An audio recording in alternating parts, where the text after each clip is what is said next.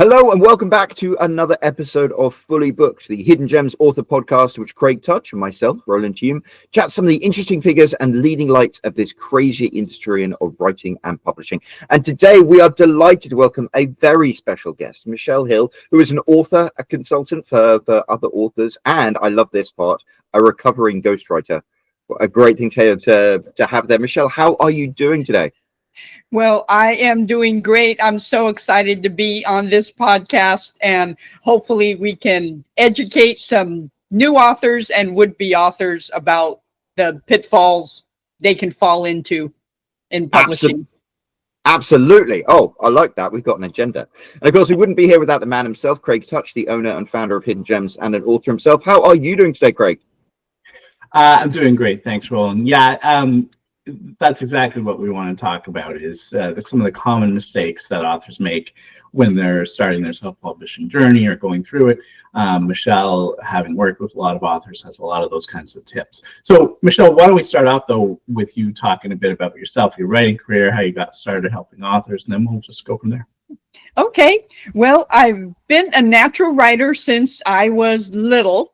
In school, and this is very brief, in school when the teacher would say research report or writing, my heart leapt with joy while everybody else was like, oh. So I find great joy in writing. It's a natural gift, so it makes sense. And I'm really, really thankful that I am doing what I used to say that I wanted to be when I grew up. I wanted to be a writer. And I'm just so thrilled that I am an actual writer and helping other people. I'm the author of 5 books. The first one is Bathroom Prayers, Inspiring Thoughts While You're on the Pot. And the pseudonym that I use for that is Anita Flushing, which you'll get in a minute. Okay, you got that way faster. And it's just a little inspirational book. And then I have 2 best-selling, multiple award-winning children's books, Giselle's Silly Soggy Day, Giselle's Whimsical Wintry Day, and I wrote a book with a former NFLer from pen to published. And then I have my 5th book, which is The Heart Swindler, Reclaim Your Heart and Stop Falling for Liars, Losers, and Lunatics. Wow, you have quite the variety in terms of your writing. Yes, it's a wide variety. So how did you get started helping other authors with their books? Yeah, I help other authors by putting all the pieces together. And when I say I'm a recovering ghostwriter, I did that for 6 years, and it just sucked the life out of me. I just did not enjoy it a lot. I didn't enjoy it. I can totally understand that. I've done some ghostwriting myself, and it's kind of like you're putting your heart and soul into someone else's book, and it's like you want to write it yourself. You want to write your own stuff. Exactly. So now I find great joy in putting all the pieces together, from somebody coming to me and saying, "Hey, I have this idea for a book," all the way through to publication. I help them nonfiction only. I help them self-publish their books, and then I have all the teammates that help them do that and beyond with marketing. So I'm just as happy as I am doing that. So now when they come to you with their idea for a book, instead of writing it yourself, you just help them write it. Yeah, I help them write it. Yes. And I'm still writing my own. I'm a blogger for a podcast, for an online magazine, and I write my own. I have the sequel to The Heart Swindler that I'm trying to get the men to kind of come to the table, but I've had a little bit of a challenge. But it's Reclaim Your Heart and Stop Falling for Vipers, Vixens, and Voluptuous Villains. And that's the men version, but it's been a challenge getting the men to tell their stories. Sounds like a very important book, though. Men don't want to admit when they've been tricked. Nobody wants to admit, but men especially, and everything is anonymous, but it's still. So I'm working on that. I'm working on some subjects to tell their stories. Sounds like some good stuff there. Okay, so I guess that explains sort of where you've come from in terms of, you're working with all these authors, you've seen the things that they do that are, not ideal. And I mean, Roland and I work with authors as well, so I'm curious about whether or not we've seen some of the same things. So why don't you tell us a bit about what you think some of those most common issues are? Well, if I could narrow it down to 3 top issues that I see new writers, the mistakes new writers make over and over, the first one would be editing. I've edited my book 10 times. I'm sure it's fine. No, it's not. You need a professional editor to lay eyes on your book. Absolutely. Yes, thank you. It is just a tragic mistake I see over and over. And granted, some people do not have the funds for investing in professional editing, but it's crucial if you want to be taken seriously in the marketplace. So that is a big, huge mistake that I see. Absolutely. That's one of the fundamentals, isn't it? It's like that is the day you hire your first professional editor is the day you really take a step into being a quote unquote real author. Oh, absolutely. Yes. Because that means that your brand, which is you and your book, is important to you. Yeah. And I mean, what people have to understand is, a lot of authors think that they're, that they understand writing enough, they can edit their own stuff because they understand editing. But, they have to understand that even editors that write books hire other editors. They don't edit their own book. Right? Yes. So it's like, it's not a matter of you don't know how to do it. It's like you can't see your own mistakes. You're reading what you meant, not what you wrote sometimes. Yeah, right? I call it copy blindness. Right. So it's like you have to have that other set of eyes on it. Just because, and listen, I mean, if you're an editor and you're writing books, maybe you talk to another editor that writes books and you guys edit each other's books if you need to save money, but you need somebody else to have another set of eyes on that. Absolutely. Sure. I have my own proofreader and editor, and I have, multiple ones, but I have them every time I write something, I have them check it. And I have a good command of the English language, grammar, punctuation. But you know what? They make us all look brilliant because they catch things that we have looked at 100 times and have missed. Right. Exactly. So what here's a question. What is your thoughts on, because this is becoming more popular now, what is your thoughts on AI doing an editing pass of your book? Oh, that's such a great question. I just put a post on LinkedIn, I think maybe last week or the week before, about AI doesn't have a heart. It does not have a heart. Right. So yes, it can do some of the things. I use it. It saves me a ton of time, but it spits out dry, bland material. And AI can provide a loose framework, but you've got to put yourself in it. You've got to put your personality and who you are into that writing, or else it's just going to be, But I mean, specifically for editing purposes, some people will use it as at least a first round of editing. Oh yeah, and Grammarly and Microsoft Editor, right, and whatever the Apple editor is. Right. Yeah. So I think that they don't work. I still think you need human eyes. Yes. On your paper. I think what it can maybe help you with is some of the proofreading stage, but not some of the deeper editing that you need. Exactly. Developmental editing, to me, forget about it. Right. And I mean, there's some value in that, in the sense that, like, if you're paying an editor, depending on how you're paying them, right? If you can get rid of some of the more egregious, obvious errors at the beginning, some of the proofreading issues, that will make their process go faster, maybe cheaper. But, you can't use it for everything.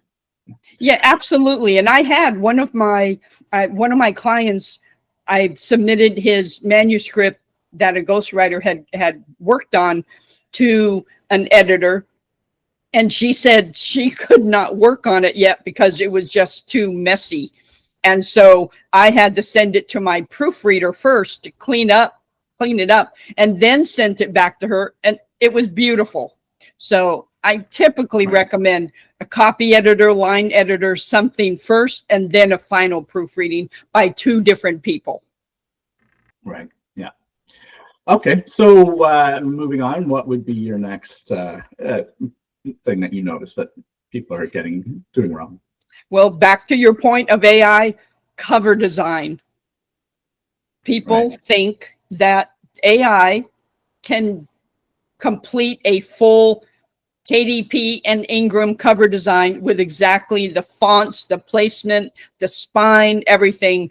And I have found, no, please don't do that. It's going to cause headaches for everybody involved. So I would say cover design. Yes, I know Canva and some of the other design elements can do cover design, but to have a professional cover designer, just like a professional editor, they know color schemes. They know which font would work with what background. They know how large or how small the font should be, what the back cover should look like with placement of the author picture, of the barcode. I had one book that somebody else did the barcode. It was giant. It was like a just giant monster barcode. And, you know, a professional cover designer would never let that happen. So that's It's the funny, second one. You know how you have an image and you can pretty much immediately tell if an image is AI generated or not. With a self-published books, it's like often you'll have a self-published book cover and a traditionally published book cover, and you'll just be able to tell instantly. And so hiring a really good professional cover designer who can give you a cover that looks like a traditionally published book, it gives you such a leg up. It's amazing. It's some of the best investment you can make. Absolutely. I 110% agree with that. Huge difference. And again, if you want to be taken seriously in the marketplace, take the time and the investment up front, because it'll just pay off in the long run. Yeah, we've been talking about cover design for it feels like forever, and long before AI was a thing. And this has always been an issue, right? What we used to say was, don't design your own covers. I mean, some people do have that skill set, but most authors don't. And while you can do maybe a passable cover, there's a lot of difference between a passable cover and a really professionally looking cover. When I started, I used to do my own covers, and this was back in, what was it, 2014 or whatever, when things were just getting started in the self-publishing world, and I could get away with my own covers. They weren't great for sure, but eventually the bar just kept getting higher, and I had to start hiring out, and now it's a no-brainer. You have to hire out. But what AI has done is made people sort of almost feel like, oh, well, now I don't have to hire it anymore. They're going back to that, where you might be able to get a passable image these days, especially because things are really evolving in that space, to where you don't have to use a stock image anymore, because you want a very specific thing, right? And AI has allowed people to generate some images that really do look good, but they're not fully blown covers. They're the image that you would start with. You can take that image and give it to your designer, or maybe your designer has come up with that image, but they still have to use it to create a cover. And that's what I think people are not really getting, is they're like, oh, I can use AI to create my cover. Not fully. You can use it maybe to come up with that first image, but you still need a cover designer. You absolutely do. And you need a cover designer who knows how to put a book cover into a KDP template for paperback and hardcover, and Ingram, which is the fussy one, and a lot of people just don't like working with them because of the template. But if you want to have a global distributor, Ingram, of course, is necessary. And a cover designer should know how to do that in their sleep. And I've run across, I've had clients, again, who have come to me who've had cover designers. I don't think that they were a cover designer, but they pretended to be one. And his cover was a great cover, but it was a hot mess. And my cover designer had to fix everything and spent, he paid him, but he just had to fix a whole lot of things because they just couldn't get it right. So choose your cover designer well, not a fly-by-night. It has to be professional. Absolutely. Ingram Spark especially is so finicky. Like, you have to have layer upon layer of PDF, and everything has to be right down to the correct millimeter. Otherwise, it'll get rejected. Yes. You know, and the other thing that people have to keep in mind is that genre is important. You can have a beautiful looking cover that doesn't work because it's wrong for your genre. And people, when you hire a cover designer, you need one that understands your genre. A great romance cover isn't necessarily a great thriller cover, and vice versa. Exactly. Yes, you have to. And that's why I specialize in nonfiction books. There are, cover designers who, and my cover designer is versatile. He can do both. And I'm really appreciative, but I only work with nonfiction authors. But like you said, yes, you have to have one that understands color and the dynamics that go into a saleable cover for the typical genre. You don't want a boring business trade book, for a thriller. I mean, people would just never pick it up. Right. Exactly. And I mean, I once had an author, come to me and say, oh, I have this amazing cover, and and everything about my book is great, and I don't know why it's selling. And I took a look at it, and the cover was beautiful, but it was not a book cover. It was, and I said to them, like, who did this? And they're like, well, I hired a graphic designer. And it's like, but they're not a book cover designer. They were just a graphic designer. So yes, the cover as an image was beautiful, but it was a terrible cover.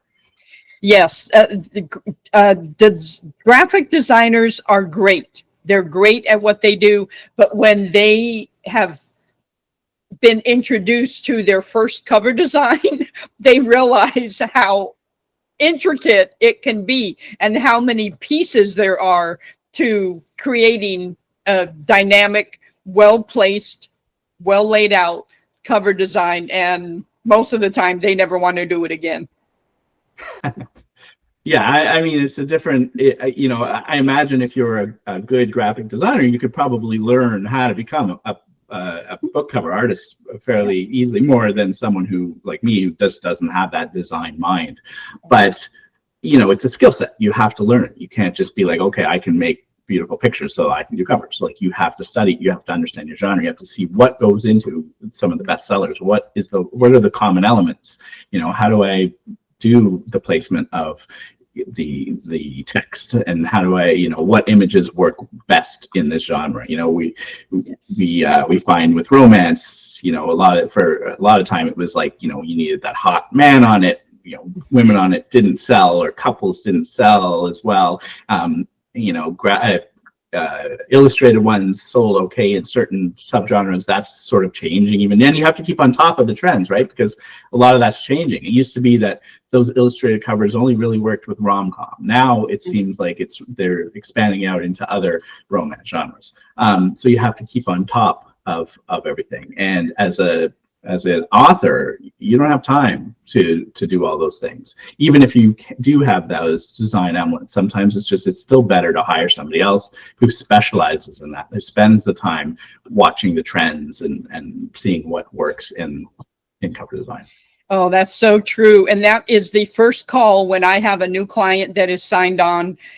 That's the first Zoom that I have, is with them and my cover designer, because that's where it starts. Because that cover might, evolve a little bit over the course of the book until we get it published. But that, you need someone, yes, that just has such a good command, that listens. And my cover designer is very quiet, very mild-mannered, but he knows the questions to ask. He's not afraid to say, that's not going to work. Or, give, like, that color scheme, nope, that picture, nope. And I'm thankful for that. And that's a good point. Like, as an author, you have to be willing to trust the person you're hiring, because they are the expert. And while you can give them some direction on things that you'd like in your book, in your cover, if you micromanage it, you might as well do it yourself. I think Roland, you probably remember there was a client you had who was a cover design client you had who, they wanted a very specific thing, and there was a lot of back and forth, and it just wasn't working because they wanted a direction that just wasn't going to make a good cover. And I remember there was a lot of frustration, a lot of back and forth between you. Yeah, it's one of those things. It's like you can have a vision for what it is you want the book to look like, and then people who buy books have a vision for what the books that they want to buy look like. And the sweet spot is where you can get those things to align. Exactly. Yes. And it's what's sellable. It's what people will pick up. Exactly what you said. Yeah. Okay. So cover design is don't edit your own book. Don't design your own cover. What's next? Well, the third one, and I have stories, and there's no time to tell them all today, but choose carefully who your publisher is. There are a lot of would-be authors come to me, and I help self-publishing. I have teammates who will help you go the traditional publishing route, but for the most part, it just choose them wisely. Whoever you're going to choose, do your due diligence, Google reviews for that publishing company, talk to people, really, really do your homework, because I've heard the stories. I have a client now who I'm working on 2 books, and she had a self-publisher publishing company, and this is so typical, it's so redundant, but they started out great. Here's your account rep. Wow, shish boom bang, bang, and we're going to get it done. And then they switched account reps, and then they started ghosting her, and that's so common to have happen. And authors don't know, they don't know. They're just going with maybe a price point or what's offered. And I will tell you quickly, I never worked with them, but I have an acquaintance, I guess, met on LinkedIn, and he and his wife live in another country, down under. There's the clue. Okay, so I just Canada. Yes, I just gave it away. And so, sweet couple, and he had written a couple of books, had a couple of books published in Australia, and wanted to be published in the US. And so I was helping him just with contacts and things like that. Well, on his own, he found what he thought were 2 literary agents for a major book company, had been talking to them, gave them a whole lot of money for this big fancy publishing deal. And ultimately these 2 so-called agents ripped this couple off from their life savings. Like everything. It's horrible.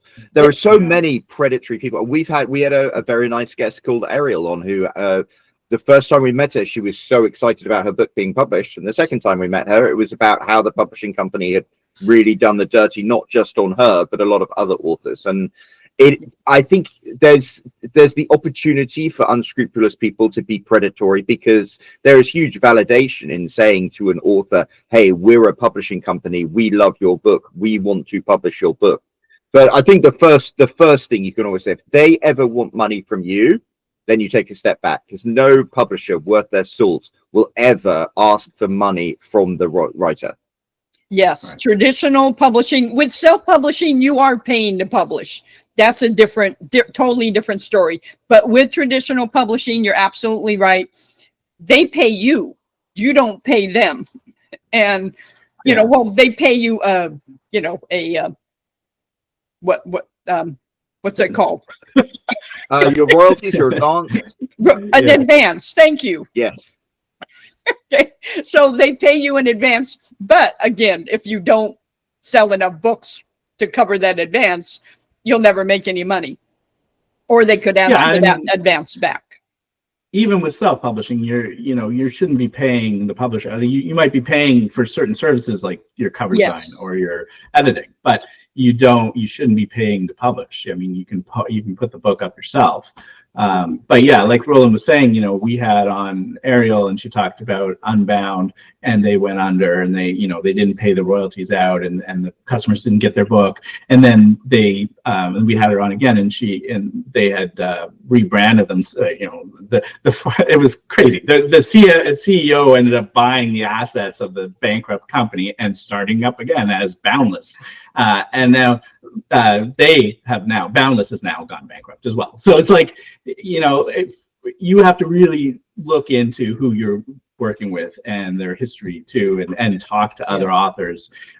That's one of the biggest things, is find other authors who have used it. You can look at the publisher's page and say who's worked with them, and contact those authors, and telling you if they have something negative to say, if you're some random person, sometimes you'll get these emails from people, and I don't know this person, I don't want to talk to. But if they're asking you about the publisher you're using, and this publisher is terrible, they're gonna tell you, and if they're great, they'll probably tell you as well, right? So they're not gonna hide that. So do your due diligence for sure. Yeah, absolutely. And just go on Amazon or online anywhere and just look for the publishing companies of books that you really like. Now, if you're self-publishing, which of course I would always gear my clients toward, because they keep all the rights and the royalties and the control from the beginning.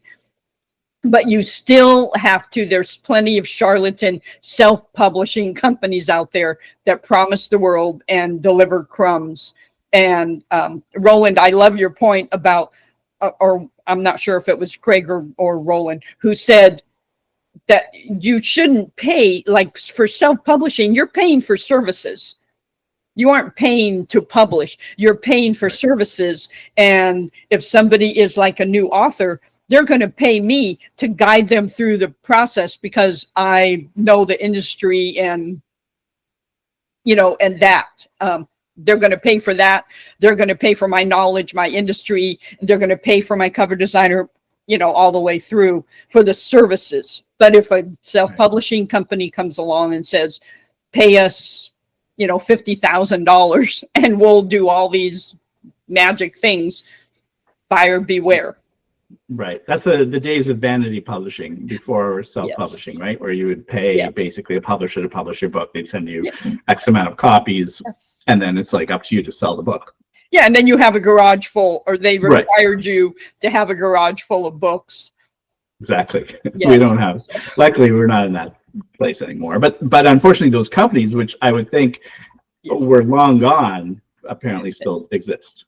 Oh yeah, they still exist. They're still alive and well. And like you said, it's very just nice for an author, a first-time author, and they don't know where this company found their information, or whatever. But it's nice to get that email says, we're interested in your book. We think your book, and they'll say anything about your book that they have to draw you in. And then it's just beware. It's a slippery slope. Absolutely. Okay, so what's next? What's next? What's the next issue? Of the next issue that you think? Those are my top three. I would just say if I had a next one, it would just be that authors need to be involved in their project. I've seen a lot of authors, and I've had authors that just think, okay, here, you do it all. And I can do most of it, but I still need input from the author. I still need somewhat involvement of, okaying things and moving it to the next level. And so I would just say, just because you enlist the help of a self-publisher to help guide you through the process, don't think that you can just sit back on autopilot and not be involved whatsoever. You have to have a little bit of hands-on for your book. It's your book.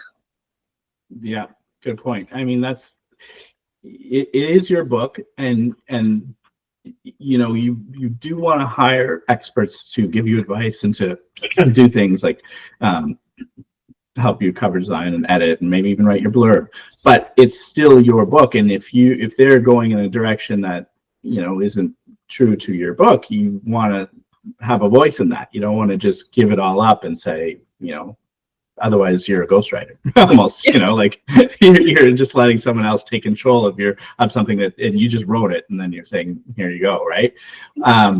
So yeah, you definitely want to stay involved in the whole process. And there's other reasons too. I mean, there are parts of the process that you're paying for that you can eventually stop paying for if you learn how to do them, right? There's the marketing aspect or the advertising aspect. Those are daunting things that a lot of people have issues with, that they just don't understand, and they'll hire somebody at first to help them along with that. But it's expensive, and eventually you might figure out how to do those things. You might never become a cover designer, but maybe at the beginning you're having someone write your blurbs because you don't understand the difference between that sort of marketing copy that you need to write your blurb versus sort of the more creative stuff that you use to write your book. But maybe after a few, you're able to sort of gain that skill set, right? So there's a lot of reasons to stay involved in your project, for sure. Yeah, absolutely. And you have to pay. A lot of authors don't want to pay for marketing because it gets expensive to market and to have a book marketing professional work for you. And that a lot of new authors expect their book to fly off the proverbial Amazon shelf, and they are very disappointed when it doesn't. You have to be involved in the marketing or hire somebody for the book marketing process from the beginning. A good book marketer will be having a social media strategy, and they will be mapping out your plan, and authors need that, but they often don't want to pay for that. And if someone is a marketer, go for it. You don't need a book marketer, but most people aren't. And they just need that professional who knows the industry, knows what they're doing, and to just advocate online for that author. I think it's worth pointing out again that there are lots of very good, very effective book publicists and marketing people, but there are also, that's another area where sometimes you will find predatory people who don't necessarily know what they're doing. Maybe they think they know about book marketing, maybe they've got some ideas. And I think you have to do your due diligence, and I would certainly recommend getting recommendations from people, seeing what the results are. Yes, absolutely. Yes. And I just can't stress that enough. And just let people in on your readers, let them in on your book journey from the beginning. Involve them, involve your social media connections, let them be a part of it. And then you have a ready-made initial buying audience when your book is released. But then if you just say the day before your book is released, hey, my book is on sale today, it's like, oh, great. Yeah. And people will intend to buy it, but they won't, because they'll forget about it. Yes, absolutely. That's definitely something that we've talked about a lot, is that the one thing I see that authors get wrong with social media versus successful authors that do it right is the idea that all you're using your social media for is to come on when you have a new book to promote. And you think that people are just going to be like, oh, let's buy it. Like, the ones that get it right understand that you have to build that connection to your audience, and you have to post between the process as well, and not always necessarily even about the book, but they want to your readers want to get to know you as an author. They want to feel like they have that connection to you, and then when you do have something to sell, they're much more likely to want to support you than if they feel like the only time you ever post anything is to say, hey, go buy my book. Exactly. Yeah. And I see a lot of the big influencers do this sometimes, is that they'll kind of go quiet for quite a long time while they're writing their next book, to your point, exactly. And then all of a sudden their new book is coming up, but they don't quite say their new book is coming up. They start giving tips about that new book. if it's a success book or a personal development book, they'll start posting on success and personal development and then create that thirst, and then boom. Oh, and by the way, my new book is coming up. Yeah, absolutely.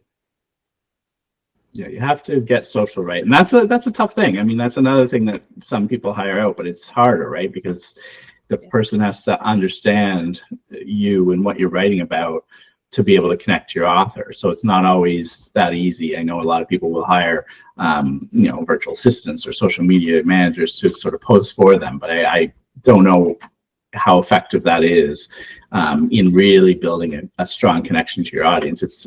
You might be better off using them to get advice about the things that you should be posting than to actually take it over themselves. No, I totally agree with that, because you have to infuse your personality. They're buying you, they are buying your book, but they're buying you. Have they gotten to know you and your ups and downs of maybe your author journey? Oh, I feel so discouraged today. It just seems like it's taking forever. Whatever they're going through. And then when they open that first box, I got a text from a client who opened her author copies, even with that band across the front that says, not for sale, this is an author copy. And she said she had tears, in her eyes, because this was her first book. There is something really magical about that. There is some very magical about that. And also when you get your first shipment of whatever amount of books that you've ordered, and I always tell my clients, have your spouse, have somebody take a picture, a video of you opening that box, from the untaping to the opening, picking it up for the first time, because that is a very, like you said, magical experience. Yeah, people love those unboxing videos, eh? It's like not just writing, My kids used to watch that all the time. People opening up their box of whatever toy or garbage it's like watch that over and over again. But yeah, it's even for writers, there is those unboxing videos. So that's a good point. I never even thought about that. But we can all pull that unboxing love that people have and put it into ourselves. Exactly. It gets readers excited too to see that author, especially if they know that author and the author has built that connection with their social media connections and their potential readers, for that reader to see how excited that author is. They're probably going to go on Amazon and just pick up a copy just because they like the author. They might not ever read the book. I always say, that's a good one. Dorothy Parker said buying books and reading books are two separate hobbies.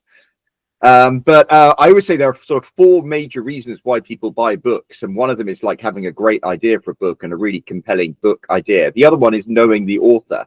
And if you have more than one of those, then it really works in your favor. There are some authors out there. There's Jack Carr.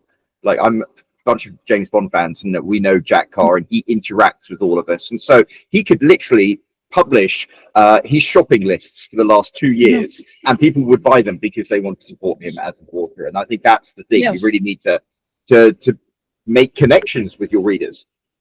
Yes, absolutely. Yes. And of course we all know of the one author, and I don't know her name, and she published a book, Everything Men Know About Women, and all the pages are blank. That's wow. Yeah, there's a lot of gimmicky ones. Book, but they bought it because they love the title, they love the cover, they love the idea, and Yeah. Mm-hmm. Okay. Well, listen, this is a good list of things, because that authors really do commonly get wrong, and things that Roland and I have both seen over the years, and unfortunately, as newer authors come in, they still continue to get them wrong. So it helps to continue to talk about them, because it is very important. The cover, that's the first thing that people see when they're searching up books, and your cover shows up in the tiny little ribbon at the bottom. And if it's a cover that looks like it was designed by a child, then unless they're looking for a children's book, they're just gonna pass by, right? And so you have to always be thinking about the whole process from a reader's perspective. And if they get your book and it's filled with errors and the editing's poor, they're going to write a bad review, and that's going to put people off. So you have to really, and then the process of selling those books. Like when you're starting, you don't have that social media following, right? But if you're going to be writing more than one book, you want to get started on that early, and you want to not do it incorrectly, because otherwise you're just wasting it. It's hard once you've done it and created it and ignored it for years and then to try to get it back. It's better if you start from the beginning. Yes. And do it right from the beginning, right?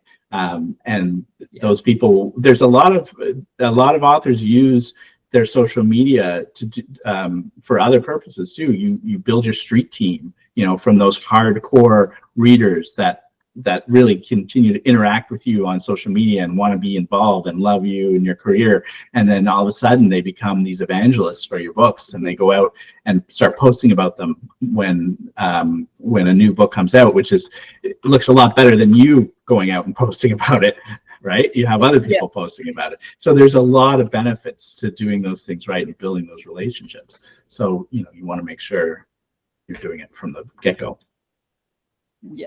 Absolutely. Yes. And just be involved mm-hmm. in the book process from start to finish, and just it's consistent action that will keep your book relevant.